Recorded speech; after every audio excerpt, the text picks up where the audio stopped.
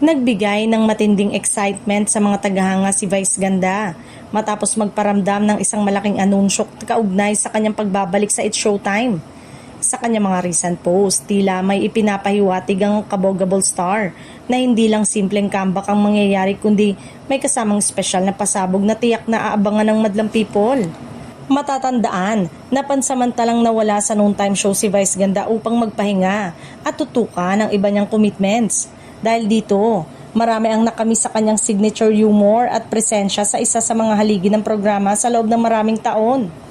Marami sa kanyang mga fans ang nagpahayag ng excitement at sabik na muling mapanood ang kanyang pagbabalik sa entablado ng It's Showtime.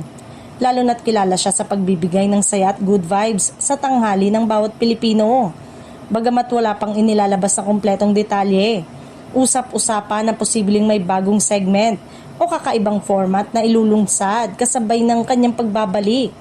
Hindi rin inaalis ng ilang netizen ang posibilidad ng isang grand comeback episode na puno ng sorpresa at special guest. Para sa marami, ang pagbabalik ni Vice Ganda ay hindi lamang simpleng reunion kundi isang mahalagang bahagi ng muling pagpapasigla sa programa. Sa kabila ng mga pagbabago sa industriya ng telebisyon, nananatiling isa si Vice sa mga pinaka-maimpluwensya na personalidad na kayang magdala ng mataas na enerhiya at entertainment value.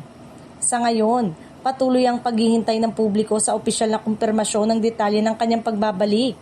Ngunit isang bagay ang sigurado, kapag si Vice Ganda ang nagbalik, asahan na agad na ang isang makulay, masaya at hindi malilimutang yugto para sa It's Showtime at sa milyong-milyong manonood nito.